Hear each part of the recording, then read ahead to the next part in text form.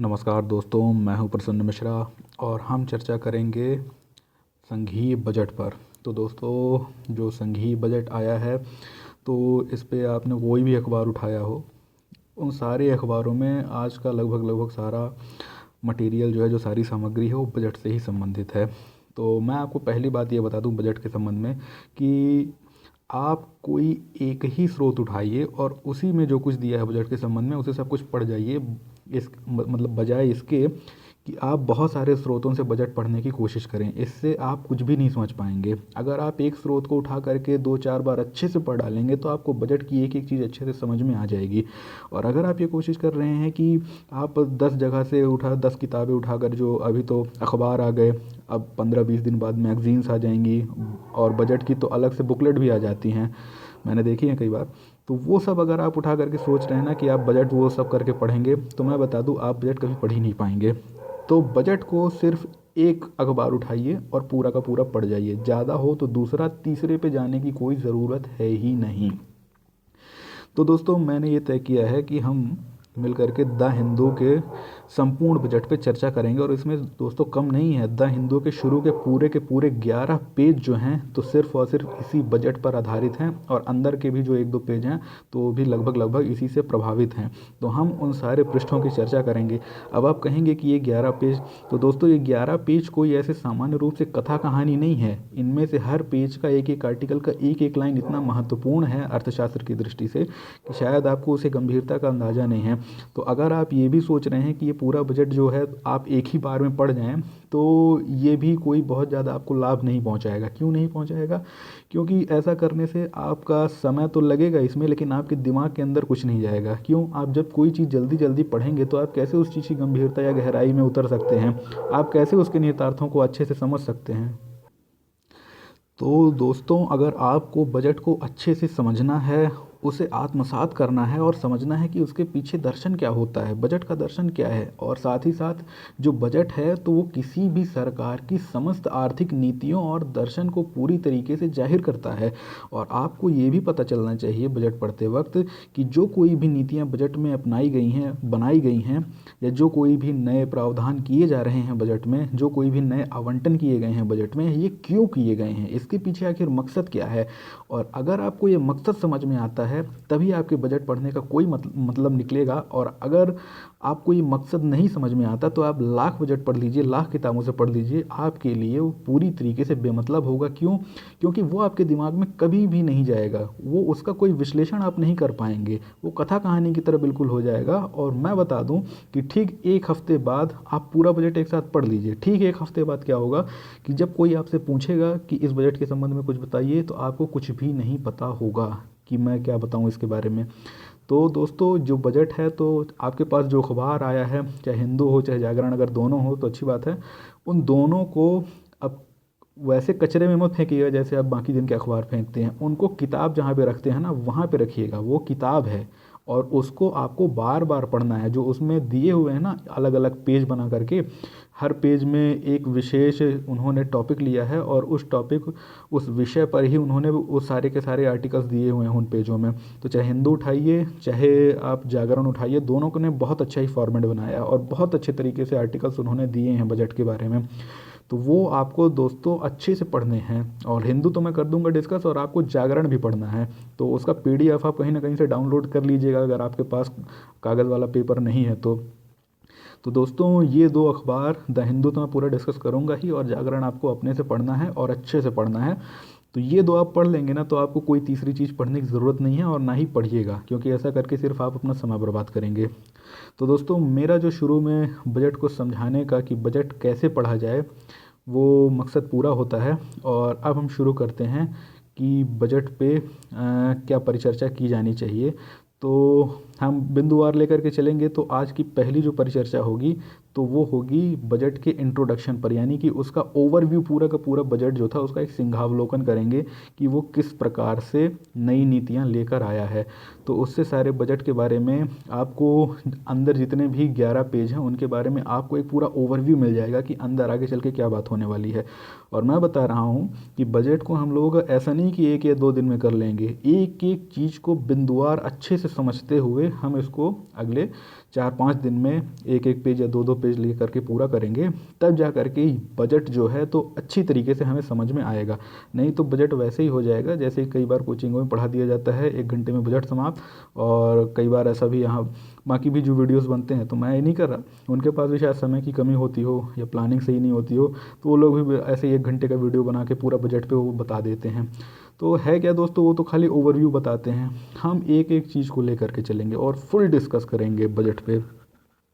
तो दोस्तों जो पहला आज का पेज है तो उसमें लिखा हुआ है स्मॉल वंडर। इसलिए स्मॉल वंडर क्यों लिखा गया?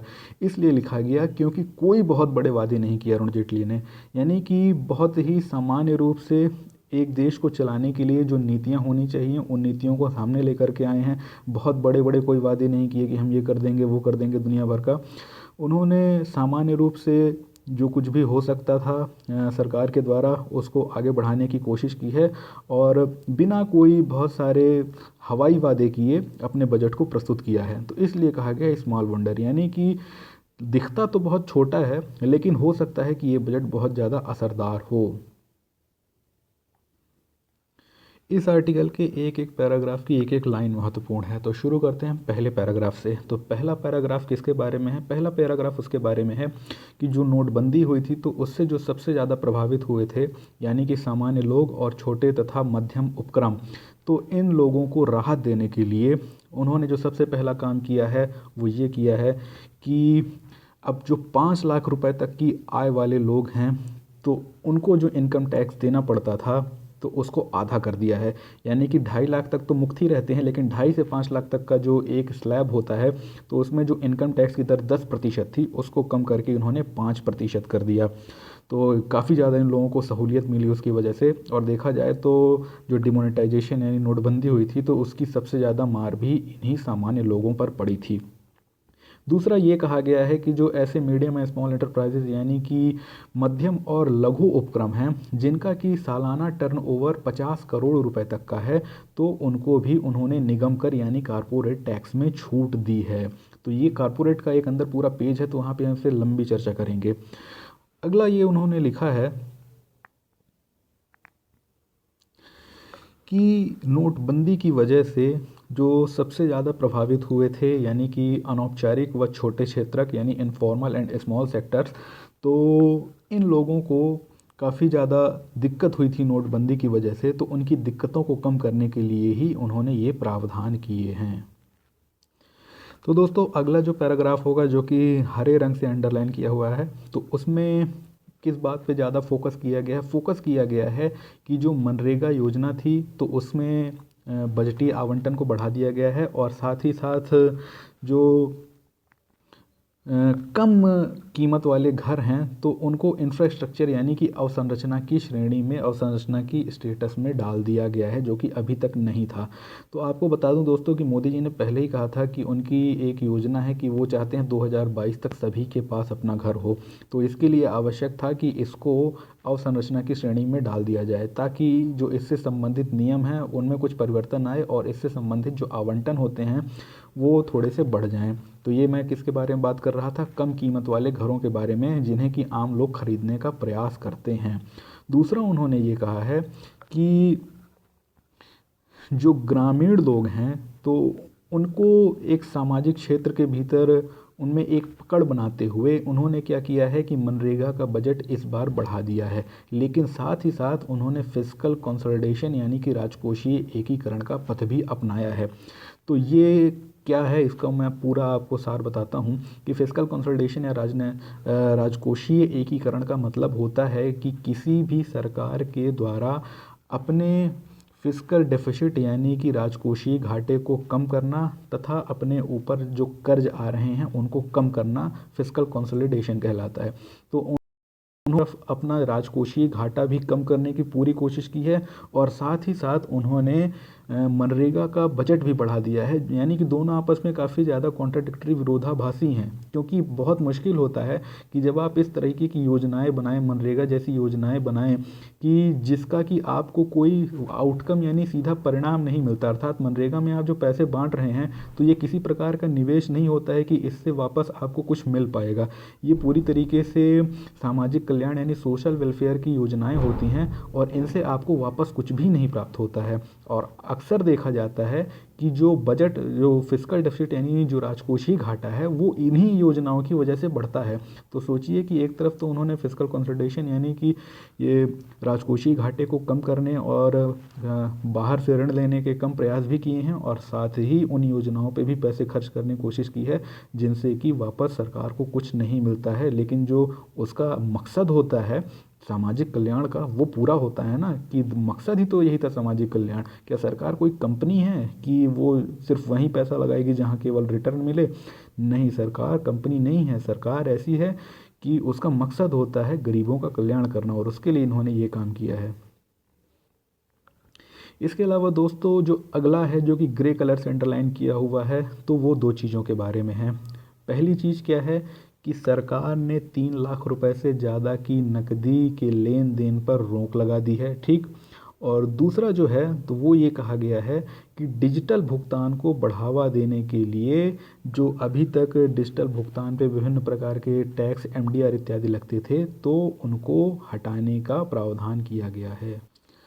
साथ ही दोस्तों एक प्रयास ये भी किया गया है कि 10,000 रुपये से ज़्यादा के जो कोई भी व्यापारिक लेन देन होते हैं कैश में, नकदी में, तो उनको हतोत्साहित करने के लिए भी एक प्रावधान किया गया है। तो आपको बता दूं, इस पे अंदर एक पूरा का पूरा आर्टिकल है, तो उसमें हम इस पूरी बात की अच्छे से चर्चा करेंगे। लेकिन आप यहाँ पे जान जाइए कि नकदी पर 3 लाख की कैपिंग यानी कि 3 लाख की सीमा लगा दी गई है कि नकदी का लेन देन 3 लाख से ऊपर नहीं होगा। और ये कोशिश की जा रही है कि डिजिटल भुगतान को ज़्यादा से ज़्यादा बढ़ावा दिया जाए। तो इसके लिए 10,000 से ज़्यादा के कैश भुगतान पे एक ऐसा प्रावधान किया गया है ताकि आप उससे हतोत्साहित हों, और साथ ही साथ जो विभिन्न प्रकार के टैक्स लगाए जाते थे डिजिटल भुगतानों पर, तो उनको हटा दिया गया है ताकि डिजिटल भुगतानों की जो कीमत है, लागत है, वो कम हो जाए। तो अगली बात जो लिखी हुई है दोस्तों, यहाँ पे जो पर्पल रंग से हाईलाइटेड है, जो अंडरलाइंड है, तो आपको बता दूं कि ये वही टैक्स वाली बात है जो कि वहाँ पहले मैंने आपको बताई थी, 10 से घटा के 5% किया गया है। तो हुआ क्या है कि जो 2.5 से 5 लाख तक की जो आय का स्लैब है, उसमें टैक्स को घटा करके, आयकर को घटा करके 10% से 5% किया गया है। और ये आपको शायद नहीं पता होगा कि इसके बाद भी जो इनसे ज़्यादा कमाई करते हैं वो अपना टैक्स बचा सकते हैं, यानी कि वो अगर कुछ ऐसा करते हैं तो उनको एक भी इनकम टैक्स देना नहीं पड़ेगा। वो क्या प्रक्रियाएं होती हैं, तो आपको बता दूं कि कुछ विशेष प्रकार के जो निवेश होते हैं, जैसे जीवन बीमा इत्यादि में जो निवेश होते हैं, तो अगर आप अपनी अतिरिक्त आय यानी 2.5 लाख से ऊपर की जो अतिरिक्त आय है, अगर आप उसको उस प्रकार के निवेशों में खर्च करें जो कि आयकर अधिनियम की धारा 80C के तहत छूट के अंतर्गत आती हैं, तो उस पैसे पर भी आपको कोई टैक्स नहीं चुकाना पड़ता है। तो ऐसी स्थिति में ये कहा गया है कि अगर आपकी आय 4.5 लाख रुपए तक भी है तो आपको परेशान होने की ज़रूरत नहीं है, क्योंकि अगर आप उसको उन स्थानों पर निवेश करेंगे जो कि आयकर अधिनियम की धारा 80C के तहत छूट प्राप्त हैं, तो वहाँ पर भी आपको टैक्स नहीं लगेगा।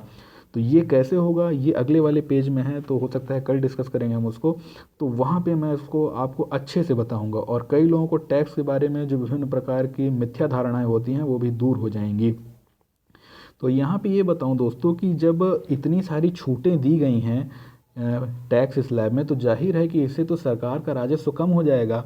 तो सरकार कभी ऐसा नहीं करती कि अपना राजस्व कम करे। अगर वो टैक्स के एक स्लैब में कमी करती है तो दूसरे स्लैब में कुछ ऐसा प्रावधान करती है कि वो बैलेंस हो जाए, संतुलित हो जाए। तो यही सरकार ने किया है कि जो 50 लाख से 1 करोड़ रुपए की स्लैब है, तो वहाँ पे एक विशेष टैक्स जिसे कि सरचार्ज कहते हैं, तो 10% का उनके ऊपर सरचार्ज लगा दिया गया है। तो दोस्तों सरचार्ज ये होता है टैक्स के ऊपर टैक्स, यानी कि वो जितना टैक्स देंगे उस पर 10% का टैक्स के ऊपर टैक्स लगा करके उनको सरचार्ज भी भरना पड़ेगा।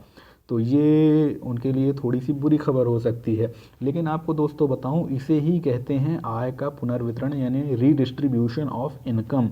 तो ये एक प्रकार की समाजवादी अवधारणा होती है, जिसमें ये कहा जाता है कि समाज के वो लोग जो कि बहुत ज़्यादा पैसा कमा लेते हैं, तो उनसे आप टैक्स के माध्यम से ज़्यादा पैसा ले लीजिए और उसके बाद उन लोगों में वितरित कर दीजिए, या उन लोगों को आप छूट दे दीजिए जो कि कम पैसा कमाते हैं। तो सरकार ने इसी प्रावधान का इस्तेमाल किया है। दोस्तों, अगली खबर जो है वो ये है कि जो मध्यम एवं छोटे उपक्रम यानी मीडियम एंड स्मॉल एंटरप्राइजेज हैं, तो अगर उनका वार्षिक टर्नओवर 50 करोड़ रुपए तक का है, तो उनका टैक्स घटा करके अब 25% कर दिया गया है। पहले इससे ज़्यादा था। तो दोस्तों, आप देख रहे हैं कि जो अगला एक हेडिंग है वो क्या है, शीर्षक है क्लीन अप एक्ट, यानी कि सफाई का काम, सफाई अभियान। तो 2 तरीके के सफाई अभियान इस पूरे के पूरे आसमानी रंग के हाईलाइट किए हुए पैराग्राफ में बताए गए हैं। पहला सफाई का काम है जो राजनीतिक सफाई का काम है, यानी चुनाव में जो फंडिंग होती है उससे संबंधित है। और दूसरा जो सफाई का काम है वो ये है कि विजय माल्या जैसे लोग जो कि पैसे लेकर के भाग जाते हैं, तो उनके ऊपर क्या कार्रवाई होनी चाहिए। तो यहाँ पे दोस्तों पहली बात यही कर लेता हूँ कि जो एक नारा था, वो नारा क्या था इस बार सरकार का, transform, energise and clean India, यानी कि भारत को रूपांतरित करें, उसको ऊर्जा प्रदान करें और उसको साफ करें। तो अब है क्या कि ट्रांसफॉर्म और एनर्जाइज तो पहले आपने देख लिया कि उन्होंने क्या क्या किया है। अब क्लीनिंग की अगर बात करें, सफाई की बात करें, तो उन्होंने ये कहा है कि ऐसे बिग टाइम ऑफेंडर्स, यानी कि ऐसे वो लंबे वक्त के अपराधी, यानी कि जो बार बार वही अपराध करते हैं, बदमाशी करते हैं और जानबूझ के करते हैं, कि जिन्होंने कर्जा ले लिया है और उसके बाद देश को छोड़ करके भाग गए हैं ताकि वो कानून की इज्जत से बाहर हो जाएं, तो उनकी सारी की सारी जो संपत्ति है उसको जब्त करने के लिए आगे चल के सरकार एक नया कानून बनाने वाली है। हो सकता है इसी बजट सत्र में ही बना दे।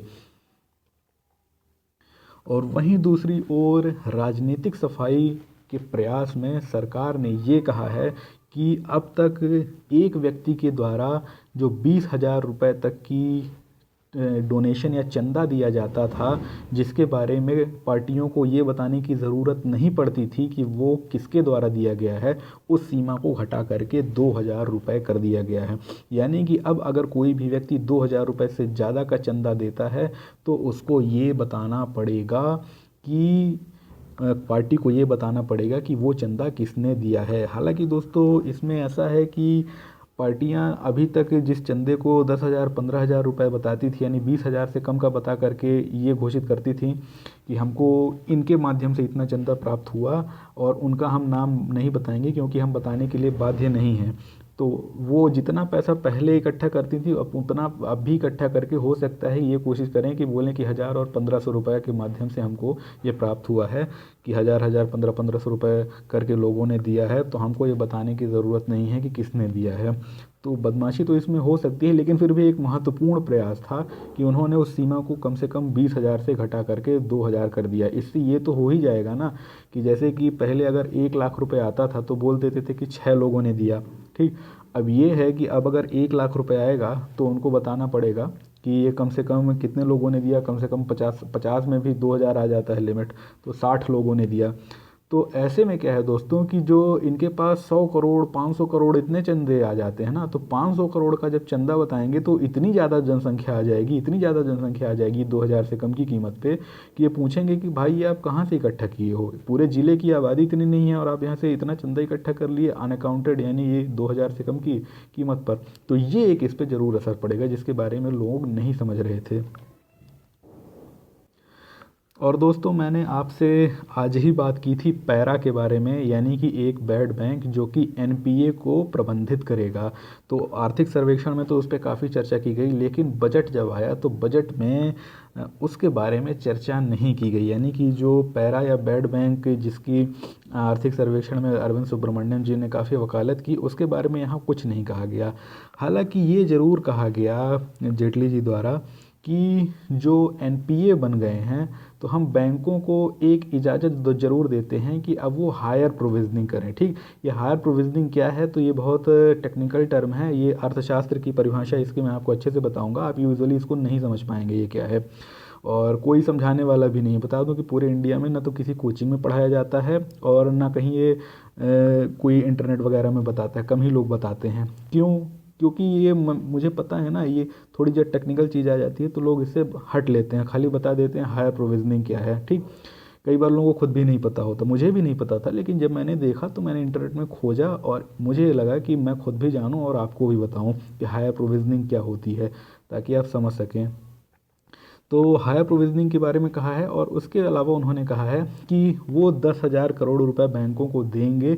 इसके बारे में विचार कर रहे हैं कि 10,000 करोड़ रुपए बैंकों को दे करके उसका पुनर् मतलब कि रिकैपिटलाइजेशन यानी पुनर्पूंजीकरण किया जाए। तो दोस्तों, पुनर्पूंजीकरण का मतलब ये होता है कि जो बैंक दुनिया भर के जो डेट बॉन्ड होते हैं यानी कि जो ऋण पत्र होते हैं, तो उनके माध्यम से जो वित्तीय की समस्या को अपनी निपटाते हैं, तो अब उसके स्थान पर सरकार उन्हें 10,000 करोड़ रुपए देगी ताकि वो इस डेट बॉन्ड की या ऋण पत्र की समस्या से मुक्त हो सकें। और इसके अलावा ये कहा गया है कि जो बैंक हैं तो अपने ब्याजों पर अब एक्चुअल बेसिस पर अकाउंटिंग करेंगे, वो दर्ज करेंगे, बजाय कि एक्रूअल बेसिस पर। तो दोस्तों, एक्चुअल बेसिस और एक्रूअल बेसिस में ये फ़र्क होता है कि एक्चुअल बेसिस होता है कि जब किसी चीज़ का पैसा चुका दिया जाए तो उसे कहते हैं एक्रूअल बेसिस पे बैलेंस शीटिंग करना। यानी कि अगर आप अपने तुलन पत्र अर्थात बैलेंस शीट जो आपका बही खाता है,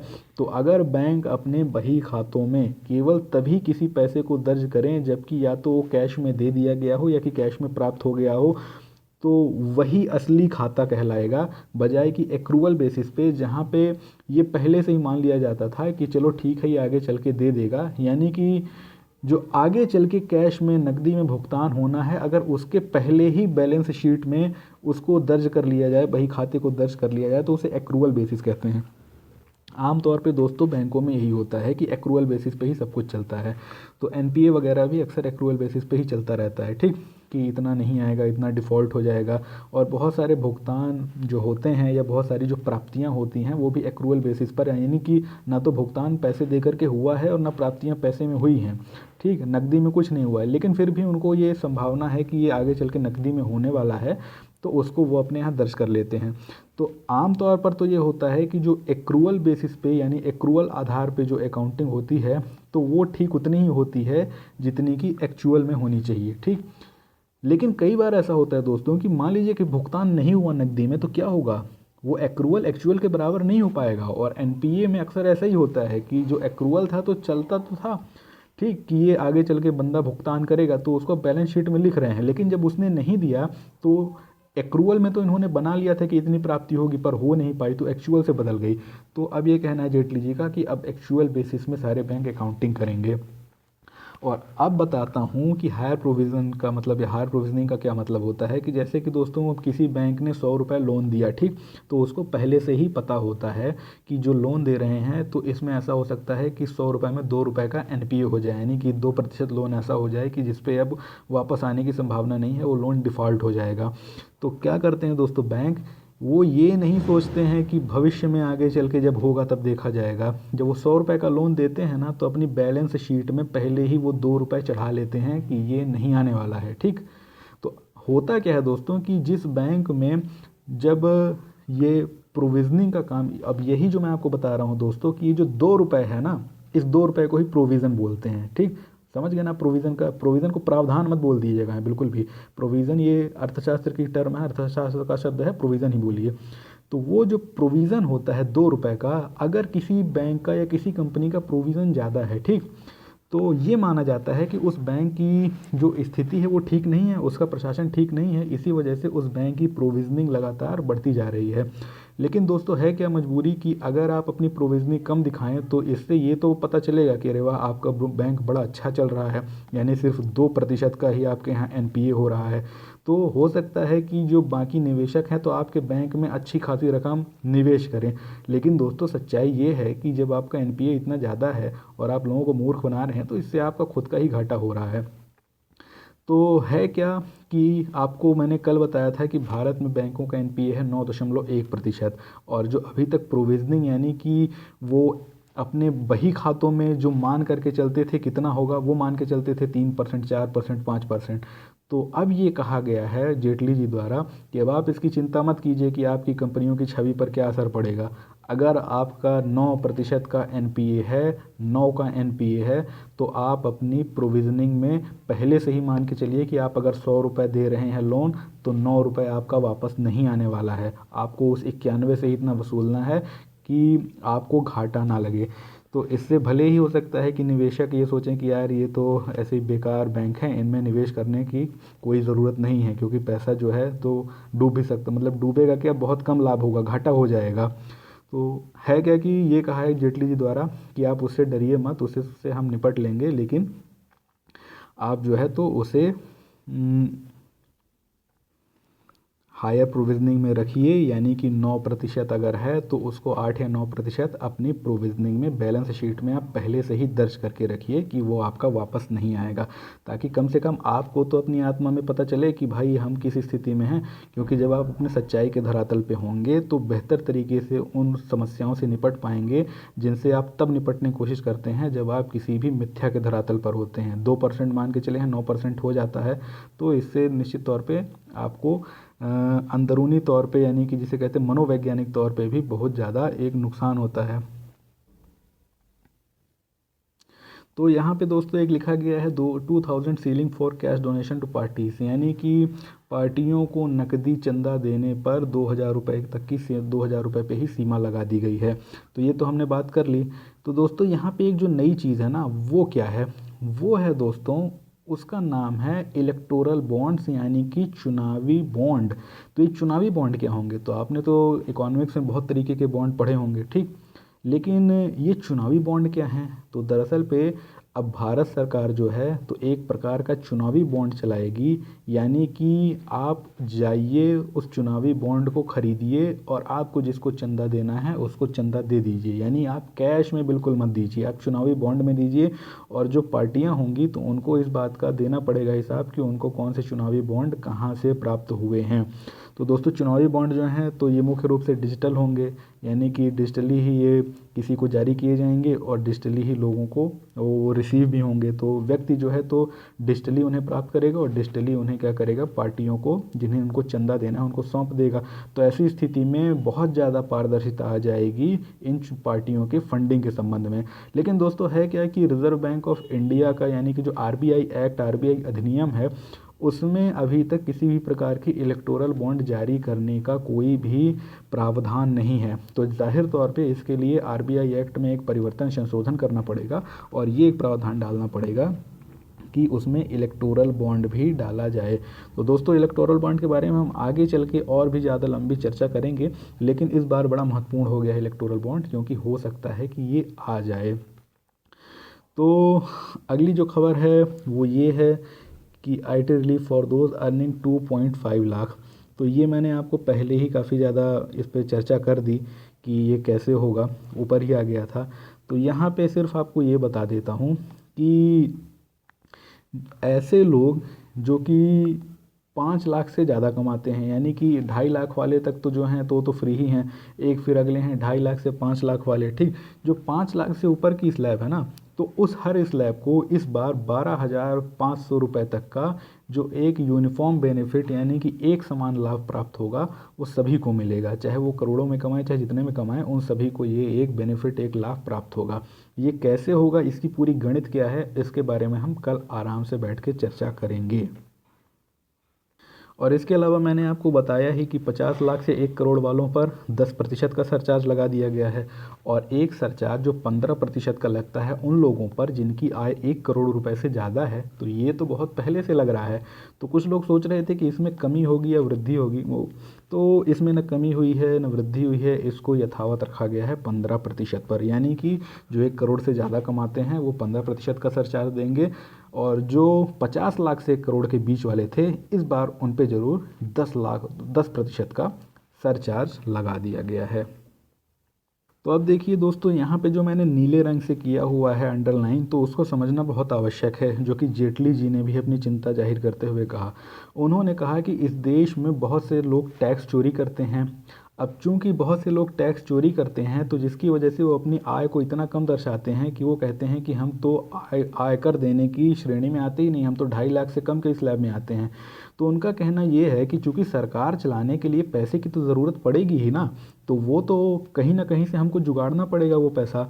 तो अगर लोग चोरी करके, टैक्स की चोरी करके पैसा नहीं देते हैं, तो वो ईमानदार लोग जो कि पैसा दे रहे हैं, टैक्स दे रहे हैं, तो उन पे हमें टैक्स बढ़ाना पड़ता है। अब ये हमारी सरकार की मजबूरी है। तो दोस्तों, दुनिया में कोई भी सरकार हो तो उसकी बड़ी मजबूरी होती है कि अगर वो टैक्स नहीं इकट्ठा करेगी तो देश कैसे चलेगा।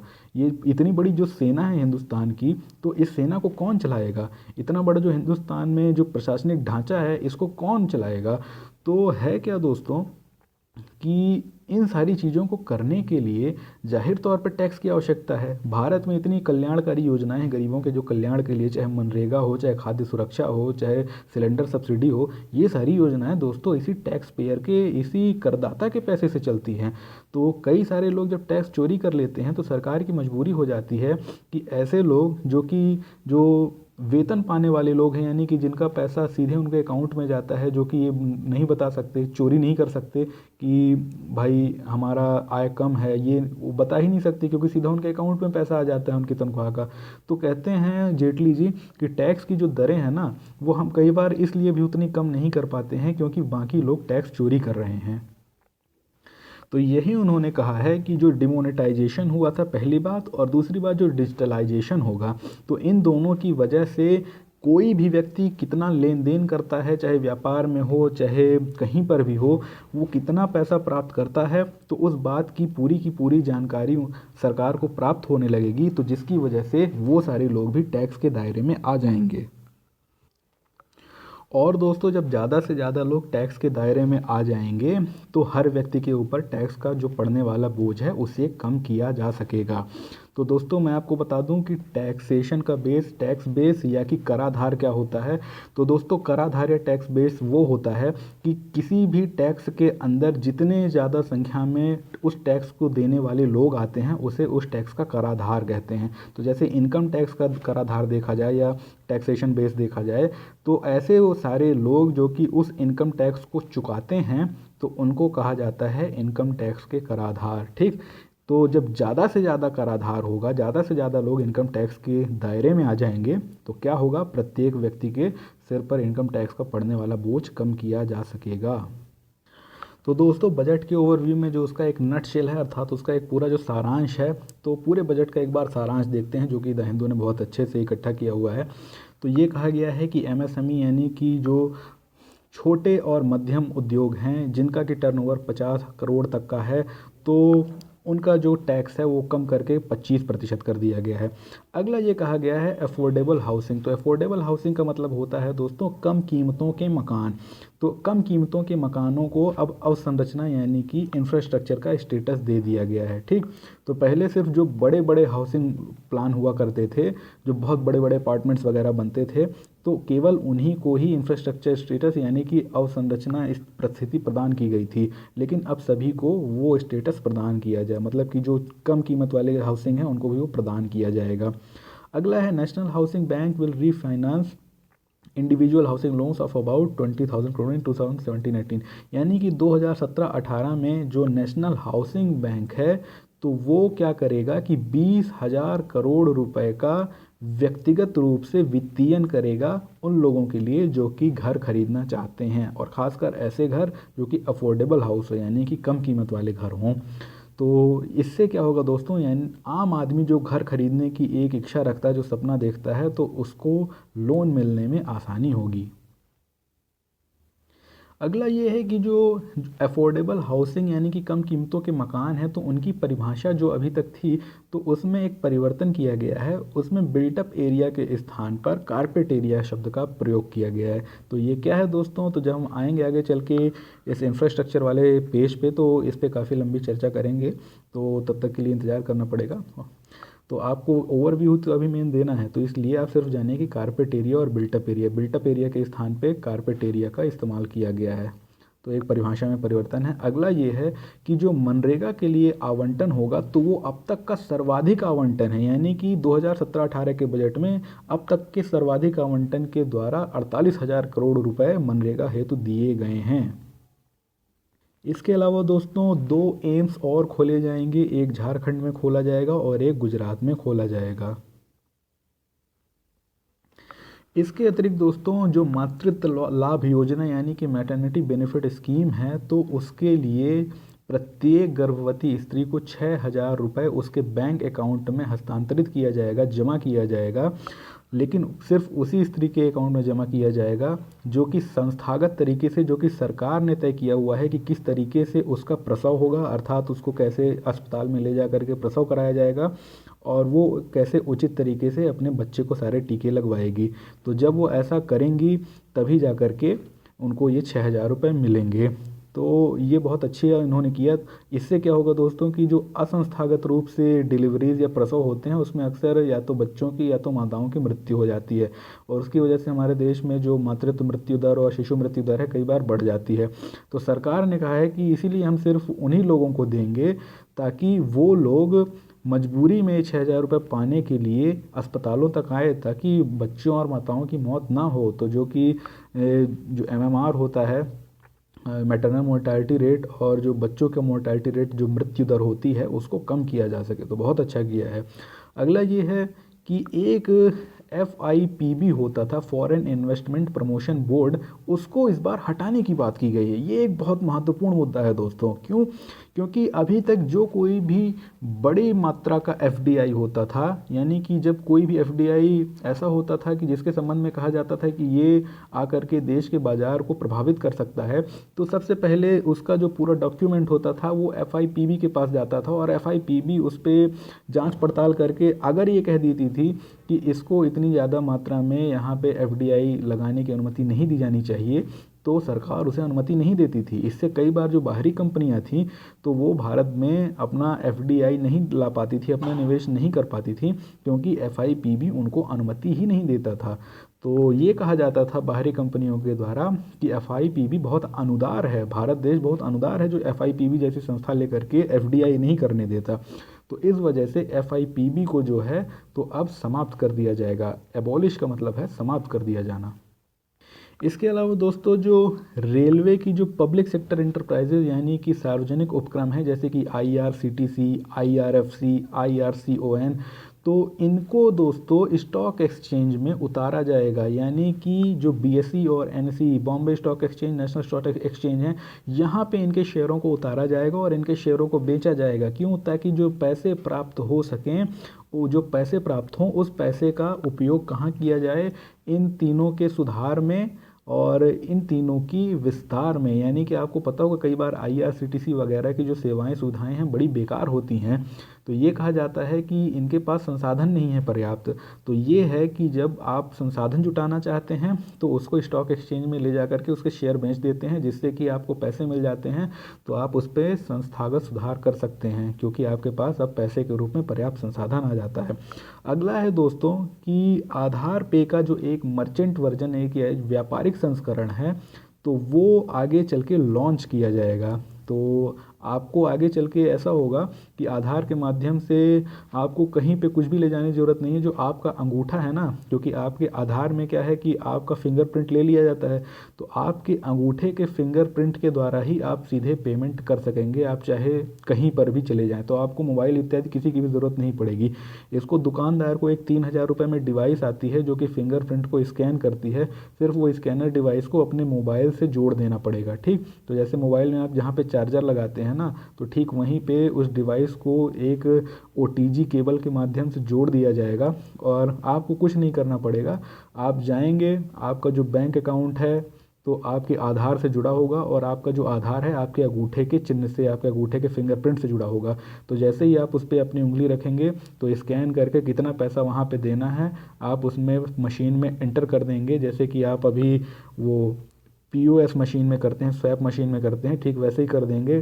तो ना आपको कार्ड ले जाने की ज़रूरत, ना मोबाइल से पेटीएम की ज़रूरत, ना भीम की ज़रूरत, किसी की ज़रूरत नहीं। सीधे आधार जो है आपका अंगूठा जो है तो वो आपके लिए पेमेंट का, भुगतान का ऑप्शन बन जाएगा।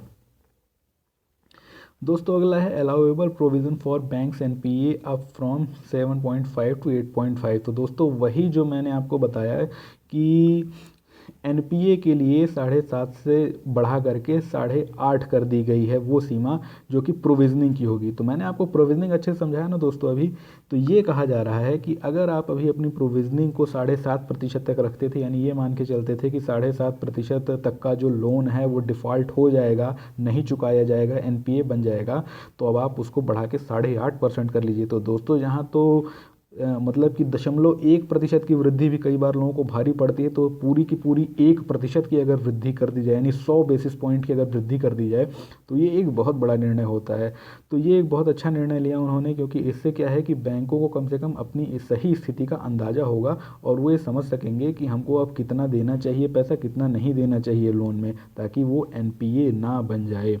तो दोस्तों इस तरीके से हमने इस पेज की एक एक चीज़ को बहुत अच्छे से कवर किया और आगे चल के बाकी चीज़ों को ही बहुत अच्छे से कवर करेंगे, क्योंकि मेरा मकसद ये है कि इस बार जब आप बजट को पढ़ें तो ऐसा पढ़ें कि बजट बिल्कुल आपकी उंगलियों पर हो। ठीक, ऐसा ना पढ़ें जैसे कि बोगस कैंडिडेट होते हैं जो बजट को पढ़ तो डालते हैं, उनको समझ में कुछ नहीं आता और एक हफ्ते बाद सब कुछ साफ, यानी कि पढ़ना ना पढ़ना बराबर। तो दोस्तों दो तरीके के कैंडिडेट होते हैं यूपीएससी में, एक होता है सीरियस कैंडिडेट, एक होता है बोगस कैंडिडेट। तो जो बोगस कैंडिडेट होता है ना, वो ऐसा ही होता है, वो दुनिया भर की राजनीतिक खबरें पढ़ता है और उसी पे चर्चाएं करता है, उसको कुछ भी तकनीकी रूप से नहीं पता होता है। ठीक, तो है क्या कि अगर आप बजट ऐसे ही पढ़ना चाहते हैं कि जिसमें आपको कुछ भी ना पता चले, खाली राजनीतिक खबरें कि ये तो चुनाव के लिए ऐसा बजट बनाया है, वैसा बजट बनाया है, अगर आप पढ़ के ऐसी चर्चाएं करना चाहते हैं तो बिल्कुल कर सकते हैं, मेरा कुछ नहीं जाता है। लेकिन आप वाकई में अगर एक गंभीर व्यक्ति हैं और आप यूपीएससी के लिहाज से, और ना सिर्फ यूपीएससी के लिहाज से, एक जागरूक नागरिक के तौर पर इस बजट को देखना चाहते हैं, एक बुद्धिमान ज्ञानी के तौर पर इस बजट को देखना और समझना चाहते हैं, तो आप ज़रूर इस बजट को बड़ी गंभीरता से पढ़ेंगे, वैसे ही पढ़ेंगे जैसे कि मैंने आपको समझाया है। तो फिर से कहूँगा कि दैनिक जागरण का जो है पीडीएफ या अखबार है, और जो द हिंदू का पीडीएफ और अखबार है, उसको अच्छे से सहेज के संभाल कर रख लें और लगातार पढ़ें। और 10 जगह पढ़ने की ज़रूरत नहीं है, या तो आप इसी वीडियो को 2-4 बार देख लीजिए तो आपको सारे बजट का ओवरव्यू पता चल जाएगा। तो दोस्तों ऐसे ही लंबी लंबी वीडियोज़ बनेंगी और बजट का बहुत ही विस्तार से आपको जानकारी दिया जाएगा। तो दोस्तों कल फिर से मिलेंगे, तो अखबार तो होगा ही, साथ में हम बजट को भी लेकर के थोड़ा थोड़ा चलते रहेंगे। तो दोस्तों बजट ये है कि बहुत लोग सोचते हैं एक दिन में पढ़ लेना चाहिए, तो वो तो मेरे ख्याल से ऐसे लोग हैं कि जो एक दिन में पढ़ के फिर उसको भूल जाते हैं और आगे चल कर कुछ भी नहीं पता होता कि क्या है। मेरा मानना है कि बजट साल में तो सिर्फ एक ही बार आता है ना, कल फिर से थोड़ी आ जाएगा। तो यार साल भर में आता है तो क्या तुम 5 दिन 6 दिन नहीं दे सकते?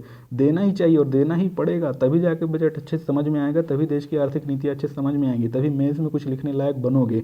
नहीं तो मेंस में कुछ नहीं लिख पाओगे और इससे संबंधित जो प्रीलिम्स में आएगा वो भी कुछ भी याद नहीं रहेगा। तो दोस्तों आराम से पढ़िए बजट को, धीरे धीरे पढ़िए। जो अखबार है आपका, तो दैनिक जागरण अगर आप पढ़ रहे हैं तो डेली उसका 2-2 पेज पढ़िए। तो उसमें जो 12-13 पेज हैं, तो 5-6 दिन में आराम से वो सारे आर्टिकल्स आप पढ़ जाइए, समझते हुए पढ़िए, एनालिसिस करते हुए, विश्लेषण करते हुए, उसके दर्शन को समझते हुए, जानते हुए पढ़िए। और अगर आप उसको बिना समझे पढ़ रहे हैं तो जाहिर तौर पर आप सिर्फ खिलवाड़ कर रहे हैं, आप अपनी पढ़ाई नहीं कर रहे, सिर्फ टाइम पास कर रहे हैं। तो दोस्तों कल फिर से मिलेंगे, तब तक के लिए धन्यवाद, शुभ रात्रि, जय हिंद।